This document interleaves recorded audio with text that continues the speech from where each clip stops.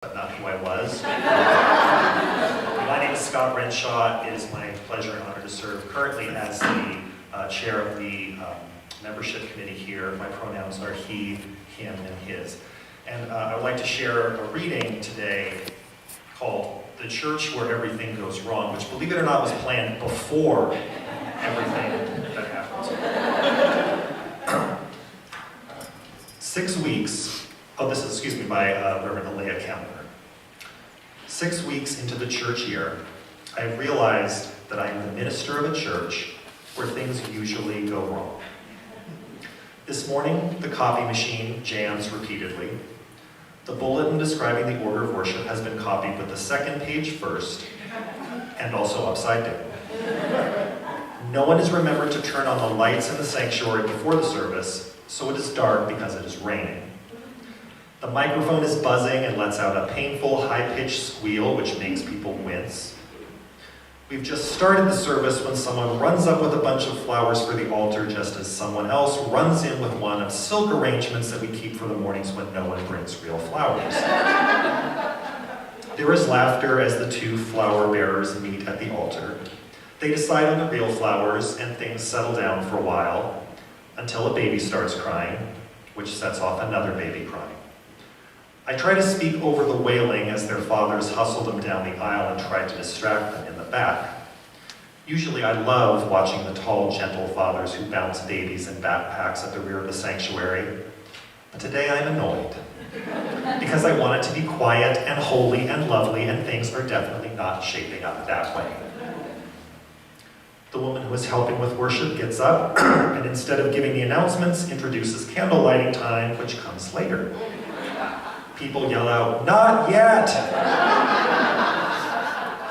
There's more laughter. The organist starts playing the wrong hymn, and a couple of choir members yell over the din for him to stop. A few minutes later, during the period for prayerful silence, he accidentally falls onto the keyboard, causing the organ to emit horrible, gassy noises. Shrieks and snorts of laughter. All pretense of Sunday morning decorum is lost, and something inside me, some furious, bossy desire to have my worship service go according to my plan, finally slides free, and I can laugh with it. This will be the first of many times that I laugh at Sunday morning details gone awry. It is also the first of many times that I imagine that God is watching, looking up or down or over or out at us from wherever God sits on Sunday mornings, slightly amazed and maybe at a loss for words, because we, God's people, are so funny and wonderful and odd all at the same time. In moments like these, I imagine God as a sturdy old woman with her hands on her hips, or perhaps a rabbi pulling on his long white beard. I imagine God shaking his or her head and saying, "What in the world are they doing over there? This is what they call church? What were they thinking?" But I also imagine a God who is touched and maybe a little honored by our efforts, however halting, to worship and give praise. I imagine a God who is moved by our attempts to care for one another and to name the things we know as holy. There is a warmth in this congregation that is new to me. A simple friendliness that shines through the fumblings and failures. A love that makes the ragged edges smooth. I've always wanted to believe, really believe, that our mistakes aren't the most important parts of us. I've always wanted to believe that kindness and compassion matter more than anything. I sense that I can learn that here.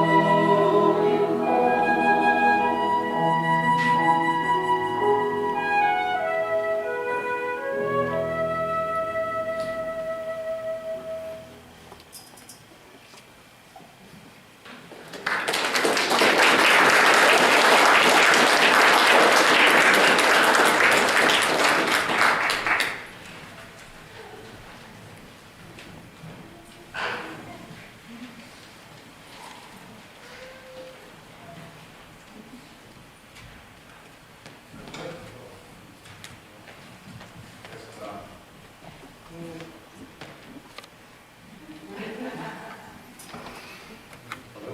You sound? I'm going to tell you a story.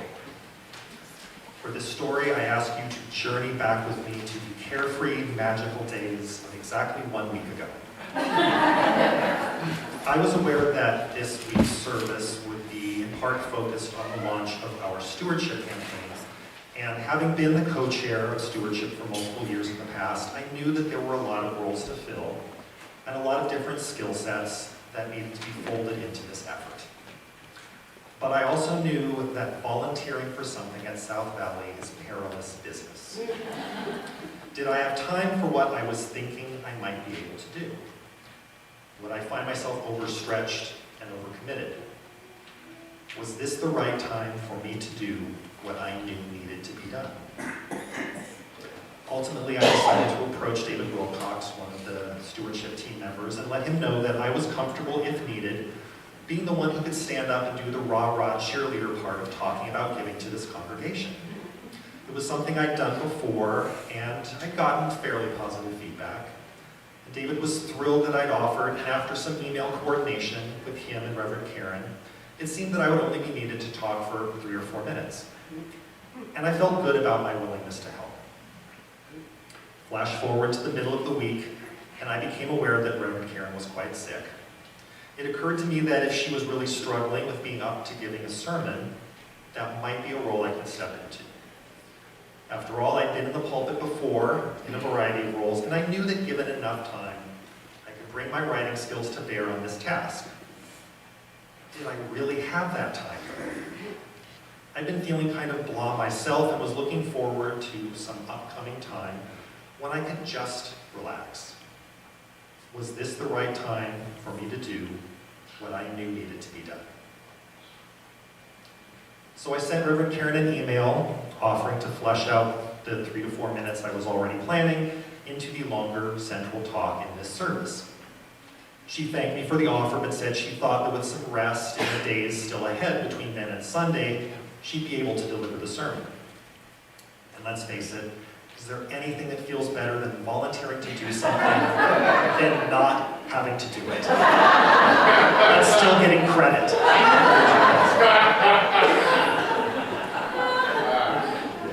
Flash forward again to yesterday morning.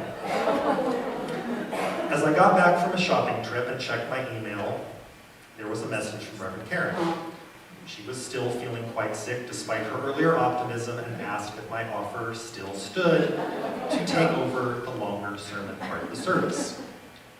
And I'm not going to lie, my first instinct was to say no. The time I'd set aside in my head when I first made the offer was Friday night. I had a long list of to-dos for a Saturday, and writing a couple thousand words wasn't on it. Was this the right time for me to do what I knew needed to be done? I suppose the fact that I'm standing here right now is the spoiler for how the story ends.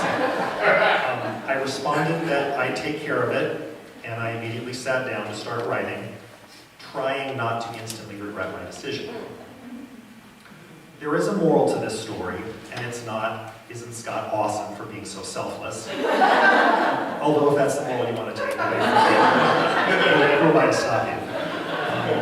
But I have a different moral in mind, one that I think applies better to the launch of the stewardship campaign. And that moral is, it almost never feels like the right time for you to do what you know needs to be done. If you've been attending Sunday services here at all regularly for the last few years, you know that one of the more consistent components of those services is a congregant sharing where I'm here like Kristen did today. What I want to share as we begin our stewardship campaign is a variation on that I'm going to call Why I Give. There are a lot of different ways to answer that question for myself that are true, but also incomplete. One answer is that I give both of my time and my money because I can. My family is fortunate to have the resources that allow us to be financially generous, and the circumstances of my life are simple enough that I'm not constantly getting pulled in 100 different directions. Another answer is that I give because I derive a personal benefit from this community in terms of what I take with me throughout the week from services and the connections that I've made here. And still another answer is that I give because I'm trying to set a good example, because if someone who's been here for more than 20 years isn't going to step up, then who will? As I said, all of those answers are true, but only part of the bigger picture answer. As Unitarian Universalists, we have a spiritual message that needs to be heard and amplified in a world that often feels broken and cruel. Amen. We believe that no matter what you have been told by other faith traditions, you are whole and holy and loved.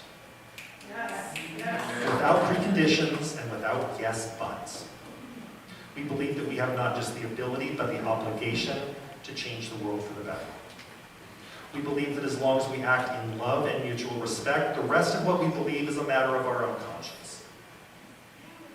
What would this country and this world look like if more people were able to embrace that message? I think most of us here agree on those ideas in the broad strokes, if not in every detail, or we wouldn't be here. The question becomes, then what? The Reverend Vale Weller, the Congregational Giving Director of the Unitarian Universalist Association, notes that statistically speaking, Unitarian Universalists have the highest average income level among all American faith groups. We are also, statistically speaking, the American faith group that gives the least to our own churches.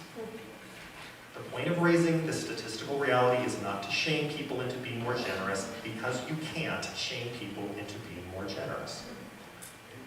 But it is worth interrogating the disconnect between what we believe to be true about how to heal this world and how that belief plays out in our actions. We know what matters. We know what matters. Then what? Every week when we take our offering, we say the words, "We are this church." I'm just not sure how often we think about what that means. A hierarchy that tells us how we have to worship is not this church. The minister, whether temporary or settled, is not this church. God herself is not this church. It's us. It's just us. That's an amazing level of freedom of conscience, but with that freedom comes a responsibility. When we want to make our building accessible to people of all abilities, it's us. When we want to put solar panels on our roof to help live our principles, it's us. When we want to hire and relocate a new minister, as we're trying to do right now, it's us. No angel is going to descend from heaven to make all of those things possible. It's us. And we're going to screw up. And not just in the ways mentioned in today's reading, although in the 20 years I've been here, I've probably seen every one of those things at least once. Probably more than one in any given service. We make mistakes, and we disappoint one another, and we disappoint ourselves. But that's not the reason to withdraw. That's the reason to celebrate a faith that proclaims everyone, no matter our failings, is holy.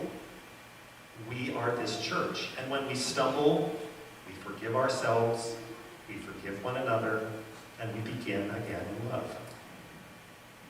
Reverend Erica Hewitt, a Unitarian Universalist minister in Maine, says, "Giving is, for me, both a statement and expression of my faith. I give in all the ways I give, and from all the means that I can give, with intention. I give to strangers in need. I give to my congregation with its mission to transform its members so that we may transform the world. I give to Unitarian Universalist organizations such as the UU Service Committee and my district's Chalice Lighters program so that my monetary statement of faith is amplified by merging with the gifts of others. I give because I choose not to harden my gaze and narrow my heart. I choose not to be seduced from my perch, where abundance is visible and alive in the world by the siren song of, 'There's not enough. Hang on to what's yours.' That sense of not enough is what I had to resist in the story with which I began this talk. In my case, the not enough was time. For some of you, that not enough fear is money. There's no way for me to know what specific circumstances make demands on your individual resources of time or money, but I do know how easy it is to think that now isn't the right time to do what you know needs to be done. For me, what shifts that internal conversation is a focus on a sense of mission. A shift from saying no because you worry about what isn't possible to saying yes because you imagine yourself as part of what is possible. Every Sunday, people walk in these doors for the first time. Some of them want to have their children learn moral lessons without fear, shame, and a hierarchy of who is more blessed. Some of them seek other motivated people with whom they can work on the issues that matter to them. Some of them have been told by other faith traditions that they or members of their family were not worthy of a full measure of God's love. I give because I want those doors always to be open for those people, so this community can be a place of healing, support, inspiration, and action. I give because even when those of us here get frustrated with the details, who's going to run a committee or how much time it can take for something to change, we have to remember this faith's ability to show a better way of being in the world. I give so that for the next 20 years, and for 20 years after that, and for 20 years after that, people will be able to stand up in front of Sunday services and share stories of why they're here and why they give. This coming church year, we're looking at a time of transition and transformation. Imagine yourself as part of it, because we are this church. Imagine reaching deeper into the time and money you can give. Imagine the story you'll be able to tell about the time your first instinct was to say no, but instead you said yes. Every triumph of this world is a story of saying yes. My perspective is that stories of yes are the only stories that have happened.